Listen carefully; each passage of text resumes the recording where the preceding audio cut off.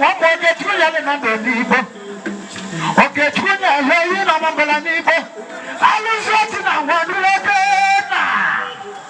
I was up in the living, you both didn't have it. What the love of the way you go up on the body, you didn't have it. He was saying, every night I'll come on the wedding. You can't want that, you know, tell me more.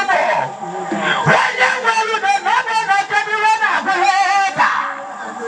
What will I hear with you? Said, baby, you will. I told you that I do live it. You will ready to do when you live it. You won't let me go on it. I'm a little I'm a lemon, your Columbia. I'm a lemon, your Columbia.